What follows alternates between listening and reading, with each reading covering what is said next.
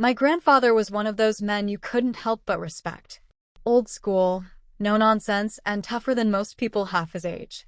He had lived in the same neighborhood for over 40 years, and he wasn't the type to let anyone push him around. The house he stayed in was his pride and joy, brick walls he had laid himself, a porch swing he'd carved, and a garage full of tools and machines that told the story of a lifetime spent working with his hands. But in recent years, something changed. The neighborhood that once had friendly neighbors, barbecues, and block parties slowly turned sour. A new HOA, the Homeowners Association, had been voted in. Or at least, that's what they called themselves. To us, they weren't an HOA at all. They were a group of greedy, self-appointed bullies who demanded money for community improvements that never happened. They'd send out fake notices, fines, and even threaten homeowners who didn't pay up. Grandpa was one of the few people who stood up to them. He always said, "You don't pay thieves to leave you alone. You run 'em out." And that attitude made him a target. It started small letters taped to his door, saying he owed $500 for trash violation fees. Then came strangers knocking, claiming to be officers of the HOA who wanted to inspect his yard. Grandpa never budged. He'd tell them to shove their clipboard where the sun didn't shine and slam the door. But the fake HOA wasn't used to resistance. One night, it escalated. Grandpa had just finished watering the lawn when two men in cheap uniforms showed up in his driveway. They wore fake badges, carried batons, and claimed they were HOA enforcement officers.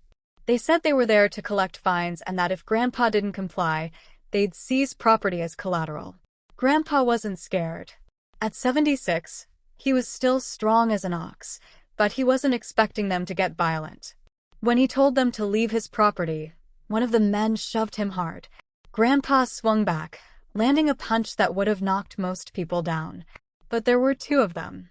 The second man grabbed a baton and struck Grandpa across the arm. The crack echoed across the yard. Grandpa fell, clutching his arm, his face twisted in pain. The bastards broke his arm. And then, like cowards, they ran. When I got the call, I was shaking with rage. My grandpa didn't deserve that. No one did. He was rushed to the hospital, and the x-rays confirmed it. His arm was broken clean through. I sat next to him as he gritted his teeth through the pain. His words were slow but sharp. "They think they can scare me. They don't know who my family is." He was right. Because my cousins, his grandsons, were part of a biker club. Not just weekend riders, but a full-fledged, tight-knit brotherhood. They weren't criminals, but they weren't the type you wanted to cross either. They lived by loyalty and respect, and if someone hurt family, that was war. So when they found out what happened, they didn't hesitate. The fake HOA officers had no idea what storm they'd just unleashed. Word spreads fast in my family, especially when it involves Grandpa. He wasn't just the patriarch, he was the backbone. And when someone hurt him, it wasn't just an attack on one old man, it was an attack on all of us. By the next morning, my phone wouldn't stop buzzing. My cousins, a rowdy group of leather-wearing, steel-riding bikers, had heard about what happened. They weren't just family, they were a brotherhood. The kind of men who lived by their own code, who would drop everything the second they heard one of us was in trouble. The first one to show up was Danny. He rolled into the driveway on his Harley, the rumble of the engine loud enough to rattle the windows. Danny wasn't a big talker, but his presence always spoke volumes. He walked inside, took one look at Grandpa's arm in that sling, and his jaw clenched so tight I thought his teeth might snap. "Who did this?" he asked, his voice low and dangerous. Before Grandpa could even answer, another engine roared outside. Then another. Within an hour, the driveway was full chrome, leather, and steel lined up like an army preparing for battle. My cousins were here, and they weren't leaving without blood or justice. Grandpa sat in his chair, calm despite the pain, and told them everything. He described the fake uniforms, the bogus badges, the way they swung their batons like they were real cops. Every detail made my cousin's anger boil hotter. "They're not just scammers," my cousin Rick growled. "They're predators. And they picked the wrong house." The guys didn't rush into anything. For all their tattoos, scars, and gruff exteriors, they weren't reckless thugs. They were strategists. And they knew if they were going to deal with these so-called HOA officers, They needed information first. So that night, they split into groups. Some went door to door around the neighborhood, casually chatting with folks, pretending to be friendly visitors. Others staked out the HOA's so-called office, which was nothing more than a rented trailer with a cheap sign slapped on the front. The stories they gathered made my stomach twist. Turns out, Grandpa wasn't the first victim. Other neighbors had been harassed too. People had been threatened with fines, bullied into handing over money, and even had their cars towed by these imposters. One single mom said they barged into her backyard, claiming they had the authority to inspect her shed. Another neighbor admitted he paid them over $1,000 just to make the HOA leave him alone. It was extortion, plain and simple. The worst part? Everyone had been too afraid to fight back. The fake officers carried themselves with the swagger of authority, and most people didn't want to risk trouble. But my cousins weren't most people. The biker club gathered in Grandpa's garage that night, the smell of motor oil and leather heavy in the air. They leaned over maps, compared notes, and put together the puzzle. There were about a dozen of these fake officers, run by a slick-talking conman who called himself Mr. Harlan. He was the so-called president of the HOA, the one who sent the fake notices and pocketed the cash. The guys in uniforms? Just hired muscle, wannabe tough guys who thought a cheap badge made them powerful. Danny slammed his fist on the workbench. They broke his arm. We're not just gonna scare them off. We're shutting them down. Permanently. The garage went quiet. Everyone knew what that meant. This wasn't going to be a warning. This was going to be war. And as they planned, Grandpa sat in the corner, sipping his black coffee with his good hand. His face was pale from the pain, but his eyes burned with pride. "You boys do what you gotta do," he said. "Just make sure they never set foot in this neighborhood again." That was all the permission they needed. The cousins revved their engines before dawn the next day, the roar shaking the block awake. Neighbors peeked out their windows, whispering nervously. Some cheered silently, knowing someone was finally standing up to the fake HOA. The biker cousins weren't heading out for a ride. They were heading out for war. They called it the strike, but nobody expected a war parade. Just 12 people who loved my grandpa enough to move heaven and hell for him. What they wanted wasn't to maim or kill, it was to end the racket and put the fear of consequence into those imposters. The plan mixed muscle with cunning, scare tactics, evidence gathering, and a public unmasking that would make it impossible for Mr. Harlan and his crew to keep operating. They started with quiet work. During the week, while most of the neighborhood went about its business, two of the cousins, Lori and Paul, posed as potential renters and customers. Lori had a way with people. She could charm a snake into handing over its venom. She chatted up the HOA's front desk guy at the trailer, drinking free coffee while her phone recorded everything. Recordings of threats, of the man admitting they'd been clearing up accounts, of the cheap badges and the ledger they kept in the glove box. Paul slipped around back one night and snapped photos of the trailer's license plates, a receipt showing a private tow service they'd used, and a stack of envelopes addressed to Mr. Harlan. At the same time, Danny and Rick took a different tack. They rode the perimeter, slow, obvious, letting the trailer's watchmen know the neighborhood was awake. The presence of the bikes did two things. It rattled the imposters, and it sent a message to the neighbors that someone was finally paying attention. But the heart of the operation was evidence. What could shut these people down for good? Paperwork and witnesses. So the cousins worked to get both. Neighbors who'd been afraid to speak were given courage. An old widow who'd paid a compliance fee was coaxed into keeping the envelopes in case she needed them for tax reasons. A young family who'd been towed into debt admitted on camera, near tears, how they'd been threatened into silence. Grandkids ran around with phones recording the HOA officers arriving at midnight to inspect yards, time-stamped, undeniable. When the dossier was thick enough, they turned from quiet to theatrical. They staged a town meeting. Word spread the old-fashioned way. Flyers slipped under doors, messages on neighborhood groups, the low hum of a dozen Harleys outside to make sure the trailer's office couldn't claim ignorance. The meeting would be in the park, where sunlight made liars look small. On the day, neighbors came. Some were nervous, eyes darting as if expecting a show of force. Others came more openly, thankful that someone had courage to act. My cousins took turns speaking, not as thugs but as concerned family and nearest neighbors. They presented the evidence, the videos, The photo of the trailer registered to a shell company, the envelopes, the ledger with names and payments. Each piece of proof landed with the weight of a brick. Murmurs rose like a storm. Mr. Harlan didn't show. He sent one of his boys instead, swaggering, overconfident, sure that a trailer and a fake badge equaled authority. My cousin Rick walked up to him slow, carrying a stack of printouts. His voice was calm, the sort that comes after someone has decided to hold back a hurricane. "You know these people?" Rick asked, as if he was asking a small, courteous question. He nodded toward the neighbor, who'd recorded the midnight visit. The swagger faltered. The fake officer reached into his jacket for the baton he liked to display, more for posture than use. That was the moment things could have spiraled. But my cousins had rehearsed restraint. They weren't there to escalate into felony territory. They wanted to take down not a murder mystery. Paul and Lori, who'd put together the ledger evidence, pushed a printout forward. Names, dates, amounts. They read aloud how much the widow had paid. The neighbors voiced their claims. The kids' videos played on someone's phone, faces bright with the brutal reality of it. The turning point came when Danny, who everyone assumed was all grit and no paperwork, produced one more thing. A receipt from the private tow company with the trailer's license number on it and a name connected to a known local shell corporation.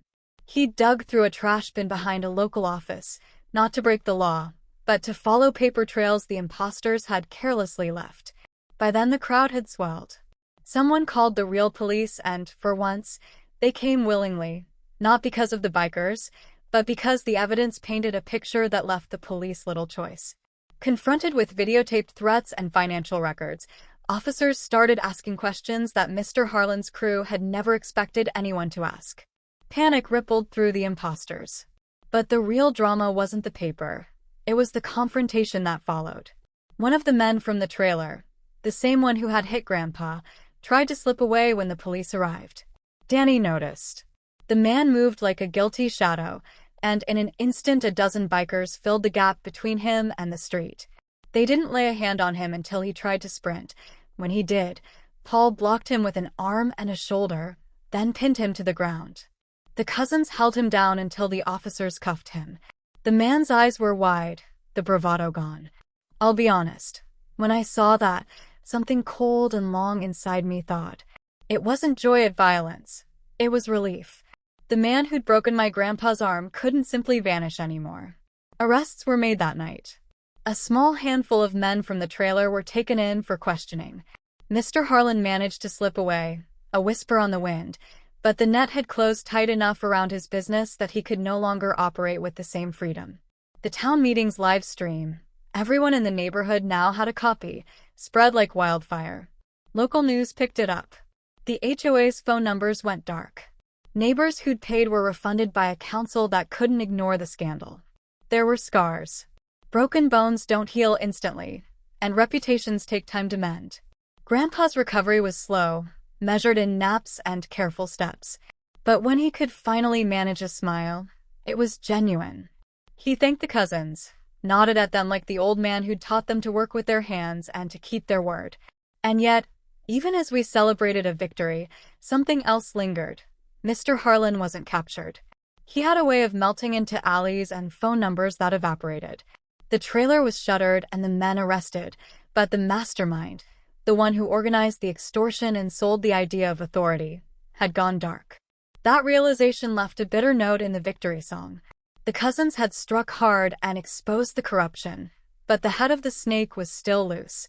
The question wasn't whether we had won this skirmish. It was whether we were ready to finish the war. They rode back to Grandpa's house that night with sirens fading in the distance and the smell of victory aching in their lungs. The engines were quieter now. Conversations that had been loud earlier softened into planning whispers. Nobody wanted to go after a ghost recklessly, but nobody wanted him to breathe another day either. Grandpa pushed his coffee cup across the table toward Danny and said, in a voice worn thin by pain but steady as a creed, "Find the man who sent them." And like that, the promise hung in the air, a promise that would lead us into the final act. For a while, things went quiet. Too quiet. The fake HOA trailer was gone. The hired muscle scattered or sitting in county jail, and the neighbors were breathing easier. For the first time in months, People were mowing their lawns without looking over their shoulders. Kids rode bikes on the street without worrying about strange men barking orders. But the silence didn't sit right. Not for me. Not for the cousins. And especially not for Grandpa. Because one truth hung heavy over the neighborhood. Mr. Harlan was still out there. The man who orchestrated everything, the phony fines, the midnight inspections, the threats, and the violence, hadn't been caught. He'd slipped away during the chaos of the arrests, and if there's one thing Grandpa always said, it's this: you don't leave a job half done. If you do, the snake grows a new head. It started with whispers. Rick caught wind that a man matching Harlan's description had been spotted in a neighboring county, flashing fake credentials and sniffing around another development. Lori found a paper trail, a company registration under a different name, but the handwriting on the forms matched the receipts they'd pulled from the trash. Piece by piece, the cousins tracked him. He was slippery, always one step ahead, but not invisible. One night, Danny called everyone to the garage. He'd found something solid, an abandoned farmhouse 30 miles out, leased under one of Harlan's shell companies. The farmhouse wasn't much to look at, but there were reports of cars parked there at odd hours, men carrying boxes inside, lights on at midnight. "That's him," Danny said, slamming the folder shut. "That's the nest." Grandpa, still in his sling but sharper than ever, looked around the garage. His eyes burned with that fire only age and hard living could forge. "You boys ride careful," he said. "And when you find him, don't forget why you're there." The cousins didn't storm the farmhouse guns blazing. They weren't reckless. Instead, they treated it like a mission. They rode out at dusk, engines low, tires crunching gravel as they surrounded the property. Inside, through the cracked windows, they saw him, Mr. Harlan. The slick suit was gone, replaced by a cheap polo, but his arrogance was the same. He was barking orders at two of his lackeys, pointing at boxes full of printed letters. More fake fines, more scams. Rick went around back. Paul covered the side, and Danny kicked the front door open like thunder.